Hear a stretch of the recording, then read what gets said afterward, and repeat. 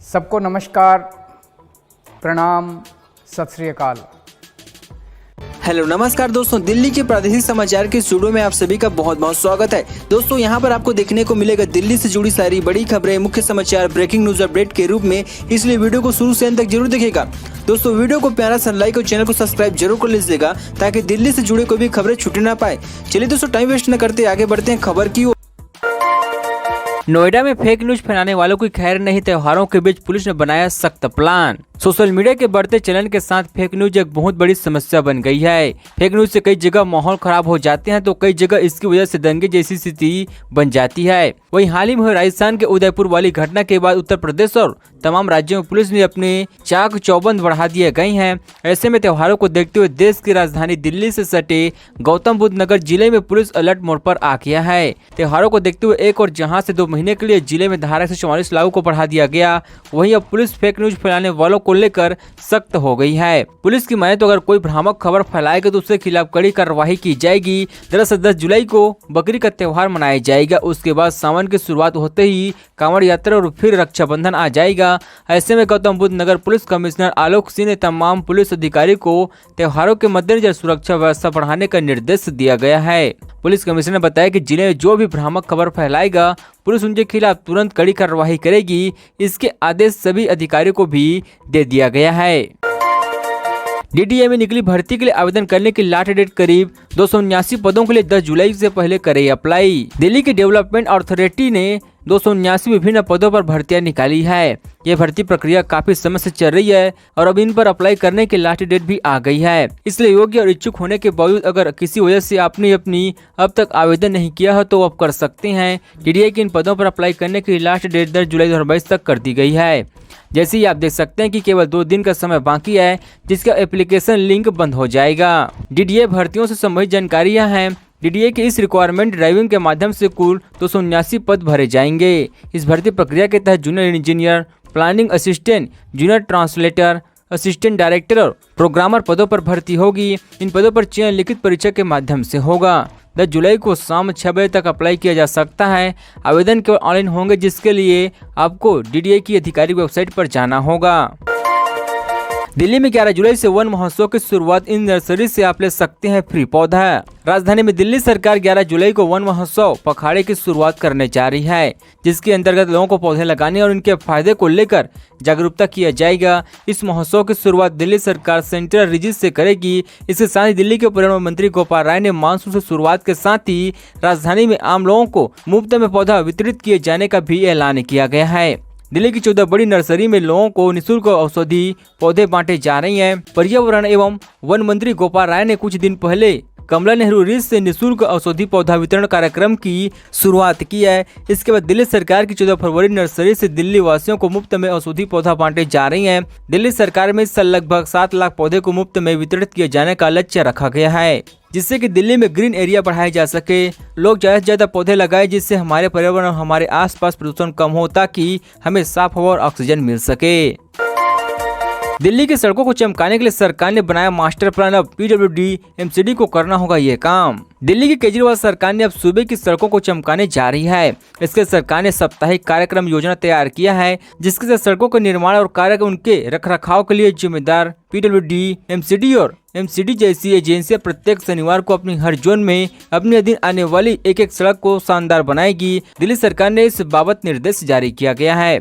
सरकार के निर्देश के मुताबिक ये एजेंसियां न केवल प्रत्येक सप्ताह सड़क पर होने वाली टूटे फूटे फुटपाथों और रहित कॉरिडोर को ठीक करने का जिम्मा संभालेगी, बल्कि सड़क के सहारे आम जनता के इस्तेमाल के लिए बने टॉयलेट, स्ट्रीट फर्नीचर और एटीएम के रखरखाव और उसकी मेंटेनेंस की जिम्मेदारी उठाएगी। सड़कों पर या सड़कों के किनारे फैले कचरे को भी साफ करने की जिम्मेदारी इन्हीं की होगी।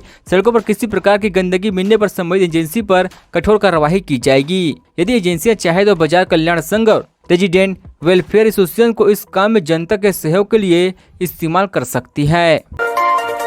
जामिया में 1 अगस्त से शुरू होगा नया एकेडमी सेशन। 31 जुलाई तक पूरी होगी दाखिले की प्रक्रिया। जामिया मिलिया इस्लामी ने नए शिक्षा सत्र 2022-23 के लिए एकेडमिक कैलेंडर जारी कर दिया है। इसके मुताबिक 16 जुलाई से फर्स्ट सेमेस्टर को छोड़कर सभी कक्षाओं के लिए ऑफलाइन मोड में क्लासेस शुरू हो रही है। इसी के साथ 1 अगस्त 2022 के नए बैच यानी फर्स्ट सेमेस्टर के लिए भी क्लासेस शुरू करने का ऐलान किया गया है।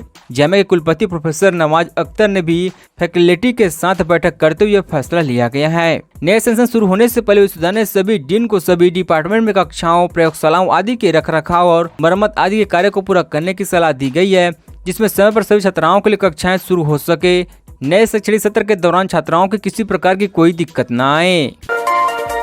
दिल्ली के सरकारी स्कूल में 10वीं 12वीं में एडमिशन पाने का एक और मौका, आज से फिर शुरू होगा आवेदन। दिल्ली के सरकारी स्कूल में कक्षा 10वीं और 12वीं में एडमिशन लेने के लिए एप्लीकेशन विंडो आज से फिर खोल दिए गए हैं। नॉन प्लान एडमिशन के तहत होंगे वे छात्र जो इच्छुक होने के बावजूद अब तक दिल्ली के सरकारी स्कूल में एडमिशन के लिए अप्लाई नहीं कर पाए, वे अब कर सकते हैं। एप्लीकेशन विंडो आज यानी 8 जुलाई 2022 दिन शुक्रवार को खोली गई है और 19 जुलाई 2022 तक खुली रहेगी। इन क्लासेस में एडमिशन कॉमन एडमिशन टेस्ट के आधार पर होगा।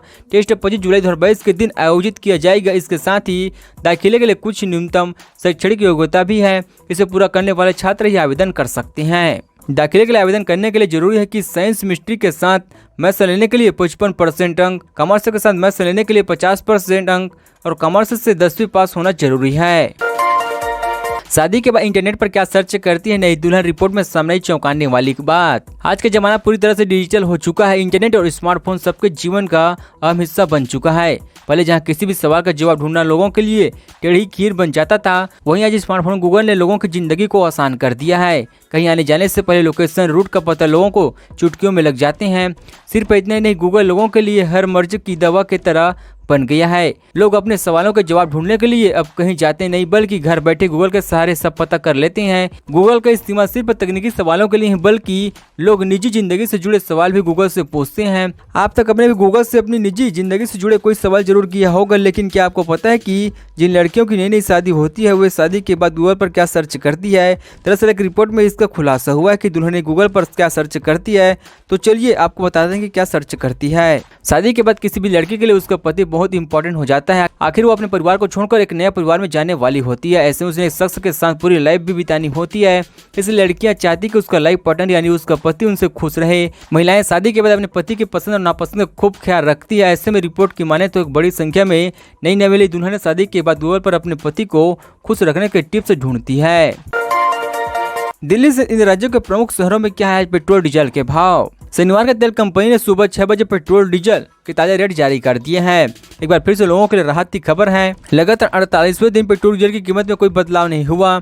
गौरतलब है कि अंतिम बार पेट्रोल डीजल के दाम में तब परिवर्तन हुआ था जब केंद्र सरकार ने एक्साइज ड्यूटी में कमी की थी। इसके बाद तेल के दाम स्थिर बने हुए हैं। आइए जानते हैं कि दिल्ली से इन तमाम शहरों के प्रमुख शहरों में शनिवार को पेट्रोल डीजल की ताजा कीमत क्या है। दिल्ली में शुक्रवार को पेट्रोल डीजल के दाम में कोई परिवर्तन नहीं हुआ। शुक्रवार को भी 1 लीटर पेट्रोल की कीमत 96.72 रुपये और 1 लीटर डीजल की कीमत भी 79.62 रुपये ही देने होंगे। पंजाब के चंडीगढ़ में शुक्रवार को पेट्रोल की कीमत में 96.20 रुपये और डीजल की कीमत में 84.26 रुपये प्रति लीटर रहा। अमृतसर में पेट्रोल की कीमत 96.48 रुपये प्रति लीटर और डीजल का भाव 87.19 रुपये प्रति लीटर हो गया है।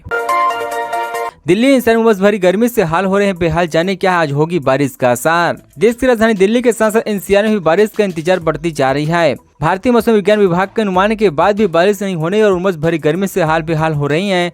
मौसम विभाग ने गुरुवार को भी हल्की बारिश या बूंदाबांदी की संभावना जताई थी, लेकिन ऐसा नहीं हुआ। इसके दौरान तापमान में बढ़ोतरी हो गई और अधिकतम तापमान सामान्य से ज्यादा 3 डिग्री हो गई है, जिससे उमस भरी गर्मी का सामना करना पड़ा है। वहीं शुक्रवार को भी मौसम विभाग ने आसमान में बादल छाए रहने और हल्की बारिश या बूंदाबांदी का पूर्वानुमान लगाया था। शुक्रवार को अधिकतम तापमान 40 डिग्री सेल्सियस तक पहुंचने की संभावना है। शनिवार को दिल्ली में तेज बारिश की संभावना जताई गई। इससे तापमान में कमी हुई है और लोगों को उमस भरी गर्मी से राहत मिलेगी। मौसम विभाग के अनुसार 13 जुलाई तक आसमान बादल छाए रहने और हल्की बारिश के आसार बने हुए हैं। दिल्ली अधीनस्थ सेवा चयन बोर्ड ने जारी किया इन भर्ती परीक्षाओं की तारीख, यहाँ देखे शेड्यूल। दिल्ली सब ऑडिट सर्विलेंस सिलेक्शन बोर्ड ने असिस्टेंट इंजीनियर, मैनेजर समेत कई भर्ती परीक्षाओं की तारीख साफ कर दी है। इन सभी अन्य पदों के लिए परीक्षा ऑनलाइन आयोजित होगी। एग्जाम बीटी मोड यानी कंप्यूटर बेस्ड होगा। वे कैंडिडेट जो दिल्ली के अधीनस्थ सेवा चयन बोर्ड की इन परीक्षाओं में वे आधिकारिक वेबसाइट पर जाकर डिटेल में शेड्यूल चेक कर सकते हैं।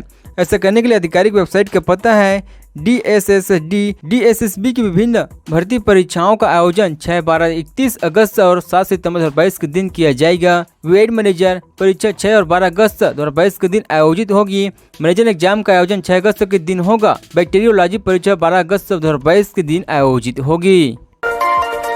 उद्धव ठाकरे के मध्यवर्ती चुनाव की मांग की शिंदे गुट से बोले, पार्टी का चिन्हित कोई नहीं छीन सकता। पूर्व मुख्यमंत्री शिवसेना के अध्यक्ष उद्धव ठाकरे ने महाराष्ट्र में मध्यवर्ती चुनाव की मांग की है। साथ ही उन्होंने पार्टी चिन्ह पर एकनाथ शिंदे गुट के दावे पर कहा है कि कोई से छीन नहीं सकता। ठाकरे ने कहा कि तीर और कमान उनकी पार्टी का चुनाव चिन्ह रहेगा। उन्होंने कहा कि सुप्रीम कोर्ट का 11 जुलाई का फैसला सिर्फ शिवसेना का ही नहीं बल्कि भारतीय लोकतंत्र का भविष्य भी तय करेगा। ठाकरे ने कहा कि मेरे साथ जो 15-16 विधायक है, मैं उनका धन्यवाद करता हूं। कार्यकर्ता लगातार मुझसे मिलने आ रही हैं। मेरे सैनिक का मन दुखी है, लेकिन मैं अब पार्टी उनके साथ खड़े हूं। उन्होंने कहा कि शिवसेना के चुनावी चिन्ह को लेकर असमंजस है, लेकिन मैंने अपने कार्यकर्ताओं को साफ किया कि कानूनी तौर पर भी कोई भी हमारा धनुष बाण हमसे छीन नहीं सकता है। कानून संविधान के जाकर जो चर्चा करके बात कर रहा हूँ कि कोई भी हमारा सिंबल हमसे छीन नहीं सकता है। शिवसेना प्रमुख ने कहा कि मुझे इस बात का अभिमान है कि शिवसेना के सामान्य व्यक्ति को भी आगे बढ़ाया जाएगा। दोस्तों, खबरों का सिलसिला बस यहीं तक। दोस्तों, वीडियो जानकारी आपको अच्छा लगा, वीडियो को प्यारा सा लाइक कीजिए। दोस्तों, आप दिल्ली निवासी थे, हमारे चैनल को सब्सक्राइब करें। दिल्ली जुड़ी सारी बड़ी खबरें इस तरह से मिलते रहे। चलिए दोस्तों, अगली वीडियो में मिलते हैं। जय हिंद, जय भारत।